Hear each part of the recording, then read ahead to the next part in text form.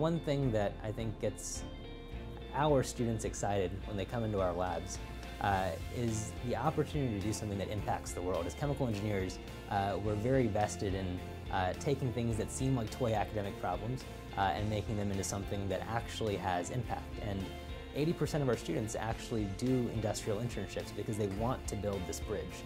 And I, as a PI, am very interested in making sure that we're not just looking at fitting our concepts into potential industrial opportunities, but that we take industrial understanding of actual problems, so we're not manufacturing problems, which is not at all what we want to do, but that we take these real problems and find solutions to them, rather than just finding solutions that we have and trying to find homes for them, which is often a square peg, round hole type paradigm. And so we really seek to work collaboratively with industrial sponsors to find appropriate problems and solutions that are made for those problems. When one looks at the challenge of Africa, I think one of the things that really strikes me is that individuals in many cases have not had the power to better their own condition. As much as they themselves would like to do something about the problems that they face, there's a much greater failure of government and of their leaders in providing them with the infrastructure that they need to solve their problems. Now, at the very core, what we want to do is empower individuals to make the materials and molecules that they need. And when one looks at a place like Africa, where people are unable to, for instance, have the fertilizers that they need to grow their vegetables, that is a problem that falls at the nexus of poverty and hunger. That you have this vicious cycle that emerges in a sense because you don't have the infrastructure that you need to get fertilizers. You can't fertilize your vegetables, which means, or the grains that you're trying to grow. In turn, you're hungry. When you're hungry, you can't then you can't put out the time that you need to then better your condition. And so you have this cycle between poverty and hunger that reinforces both sides of the problem. And so it would seem that a simple solution to this problem is that governments just need to put up the infrastructure to bring in fertilizers, but they haven't. And there's no clear sign in many regions that they will, that these basic needs are not being met.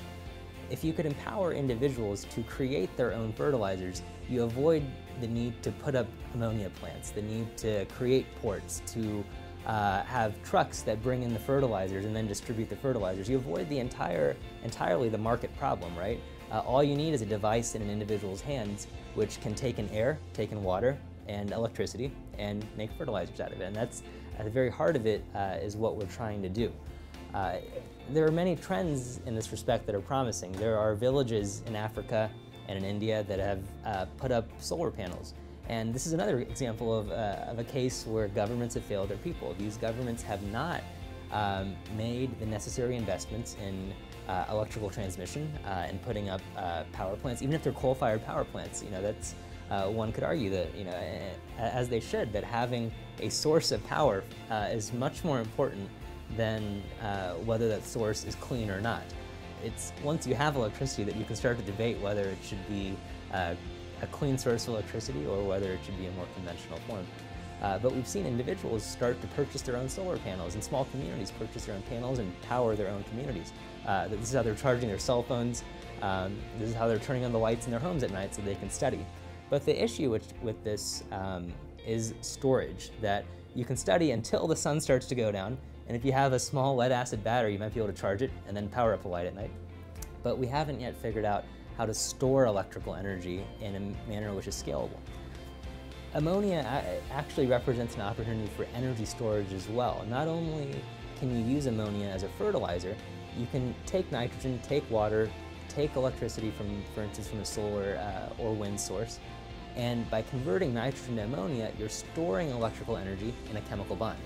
And you can then take that ammonia later and use it as a fuel. You can burn it to then generate nitrogen and water and let that electricity back out. And so ammonia starts to become not just something that has to do with food, it also has something to do with energy more generally. Ammonia is also a disinfectant, and so this sort of, for us, is important because it shows how ammonia is this nexus molecule. It helps with energy, food, disinfection, and so if we can make that, there are possibilities for solving a wide range of problems that come out of there. So this is just the very beginning of developing these sorts of technologies. We have this vision. We've started building prototypes in the lab in which we're starting to see the very beginnings of meaningful conversions of electricity, nitrogen, and water into ammonia. And we now have support from a center here on campus called JWAFS that's very interested in finding solutions at the intersection of water and food security. And so that will help us translate, I think, some of these research findings into a more practical prototype.